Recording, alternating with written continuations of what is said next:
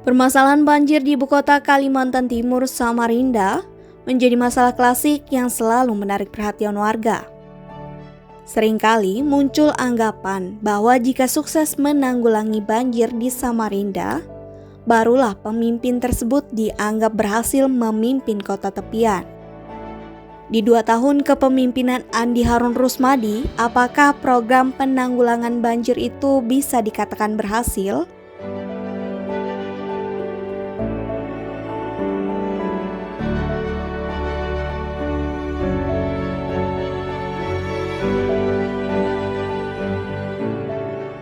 Di akhir tahun 2021 atau 10 bulan sejak pertama kali menjabat wali kota Samarinda, Andi Harun sudah mewanti-wanti jajarannya untuk program super prioritas penanggulangan banjir yang akan terus ia kejar. Dalam teknisnya, Andi Harun inginkan penanggulangan banjir tak hanya dilakukan parsial, tetapi menyeluruh melalui konsep matang serta penganggaran maksimal dan juga harus mendapat dukungan seluruh pihak, baik eksekutif maupun legislatif. Dan tak mau berlama-lama, sejak awal menjabat, hal yang dilakukan pertama kali adalah perbaikan drainase. 3 titik menjadi perhatian lebih, yakni di Simpang Mall Lembuswana, Simpang Sempaja, serta Jalan DI Panjaitan. Ambil contoh di penanganan banjir Simpang 4 Lembuswana. Drainase lama dibongkar dan Pemkot kemudian membangun jalur baru aliran air agar lebih cepat mengalir ke Sungai Karangmumus. Anggaran yang disiapkan saat itu 8 miliar rupiah. Hasilnya bisa dilihat pada kondisi terbaru saat ini, di mana proses genangan air sudah sesuai dengan apa yang direncanakan Pemkot, yakni tak lebih 20 menit. Genangan air sudah tak lagi ditemui ketika terjadi hujan deras. Tak selesai di sana, tahun berikutnya Pemkot kembali mengurusi banjir di sekitaran kawasan itu. Data dari LPS Kota Samarinda pada 2022 disiapkan anggaran 16,1 miliar rupiah untuk melanjutkan proyek pembangunan drainase di Jalan S. Parman menuju Polder di Forfo. Poin dukungan anggaran menjadi salah satu kunci yang disadari Andi Harun, menjadi modal awal dalam penyelesaian banjir di Samarinda.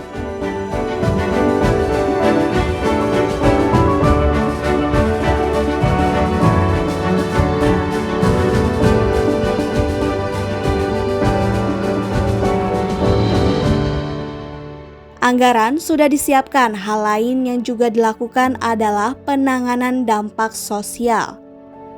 Diketahui dalam proses menyelesaikan banjir, Pemkot mau tak mau harus berurusan dengan warga yang berlokasi di sekitaran Sungai Karangmumus.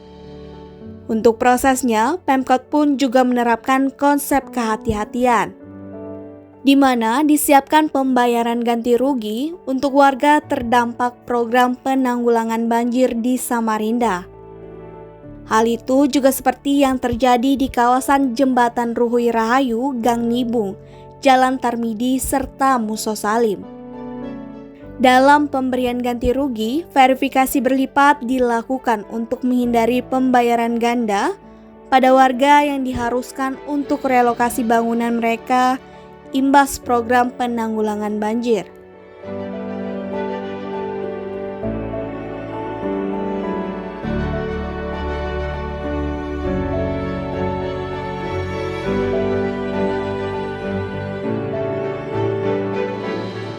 Entah karena sadar program penanggulangan banjir di Samarinda yang sangat penting, beberapa kali Andi Harun terlihat tak mau sekedar menerima laporan di atas meja.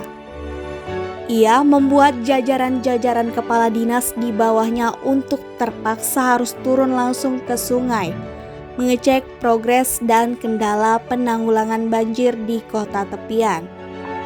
Seperti terjadi pada awal 2023 kemarin, di mana dengan naik perahu Andi Harun menyusuri Sungai Karangasem Besar. Tentu saja ia tak sendirian, membawa serta Kepala Dinas PUPR Samarinda, Desi Damayanti, Kabid PUPR Kaltim Runandar, hingga Ketua TWAP Samarinda Syafarudin. Di sana kemudian ditemukan beberapa masalah yang harus diatasi segera. Di antaranya adalah mengenai sampah yang menghambat pengurukan sungai.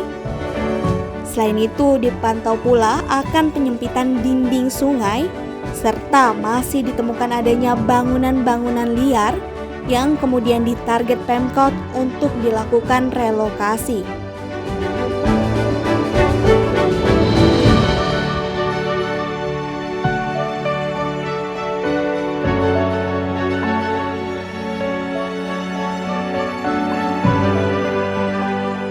Menangani banjir di Samarinda, Pemkot sadar tak bisa sendirian. Butuh dukungan SDM, anggaran, serta pemantauan dari berbagai pihak. Hal ini juga disadari Pemkot dengan menggandeng lintas pemerintahan yakni Pemprov Kaltim melalui Dinas PUPR serta Balai Wilayah Sungai atau yang biasa disingkat BWS Kalimantan 4 dalam hal penanggulangan banjir di Samarinda.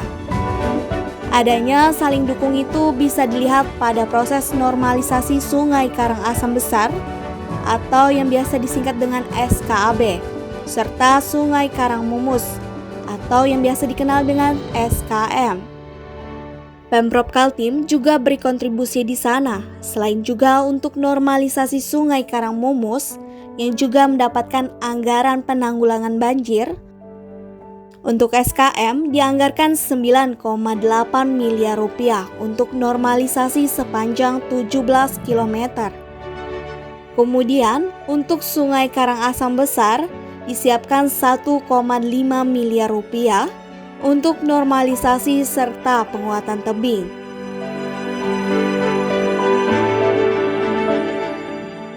Banjir itu waktunya terbatas. Banjir itu disebabkan oleh dua penyebab utama. Oke. Keadaan morfologi kita di kota ini rendah.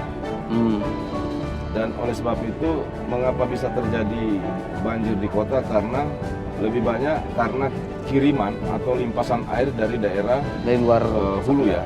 Daerah hulu ini, keadaan morfologi kita pada umumnya Samarinda di bagian utara itu bentuknya berbukit dan terdapat banyak gelombang. Keadaan morfologi itu bentuk buminya. Dan di bagian selatannya, keadaan morfologi Samarinda itu bentuknya juga berbukit dan terdapat banyak daerah patahan. Sehingga jika terjadi curah hujan yang cukup lebat, air-air dari limpasan dari daerah hulu itu, dari daerah berbukit itu, secara bersama masuk ke dalam kota Samarinda. Nah, penyebab kedua adalah limpasan air dari Sungai Mahakam ini masuk ke Karangmumus pada bulan-bulan tertentu, pada waktu-waktu tertentu. Pasang ya? Ya, seperti yang terjadi setelah Idul Fitri kemarin.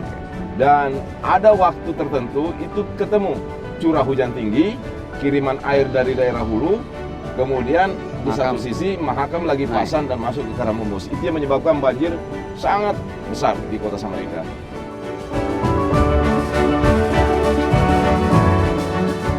Ke depan masih ada pekerjaan-pekerjaan rumah yang akan dilakukan Pemkot, termasuk menyiapkan kolam retensi di dua lokasi, Bengkuring serta Pampang.